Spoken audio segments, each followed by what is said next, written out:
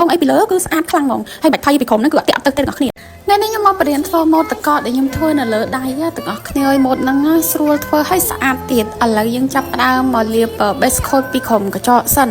ព្រោះម៉ូតហ្នឹងត្រូវធ្វើពីក្រុមកញ្ចក់បានស្អាតអញ្ចឹងណាបើយើងធ្វើពីលើកញ្ចក់គឺអត់ចេញទេឥឡូវខ្ញុំចាប់ផ្ដើមយកជែលខាត់យើងជែលថ្លាជែលតកញ្ចក់ខ្ញុំប្រើតែប្រភេទហ្នឹងឯងដោយសារវាអត់ក្តៅដៃហើយណាមួយជាប់យូរល្អ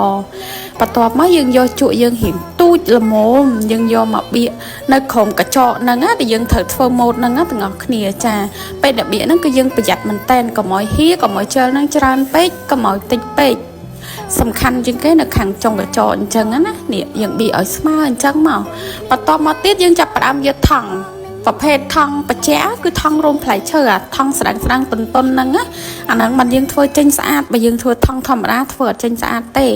យើងយកដៃចុចក៏បានឬក៏ជក់យើងអីផ្សេងក៏បានដែរយើងគ្រាន់តែរៀងរុញថង់ហ្នឹងឲ្យរៀងជ្រួញទៅគឺវាចេញម៉ូតហ្នឹងហើយទាំងអស់គ្នាចានេះកុំភ្លេចសេរីទៅចុងផងព្រោះអីភាគច្រើនជ្រួញទៅនៅកដាលទេអត់ដល់ចុងអីចឹងនេះយើងចង់បានម៉ូតមិនយើងធំទូចអីយើងរុញតាមហ្នឹងមកអានេះរួចរាល់ឃើញទេទាំងអស់គ្នានេះវាស្អាតមែនតែនហ្មងអានេះខ្ញុំគ្រាន់តែដាក់ជែលទៅហួយណាបន្ទាប់មកយើងចង់លេងម៉ូតលេងដបងអីពីលើគឺស្អាតខ្លាំងហ្មងហើយបាច់ភ័យពីក្រុមហ្នឹងគឺអត់តាក់អត់ទៅទេទាំងអស់គ្នា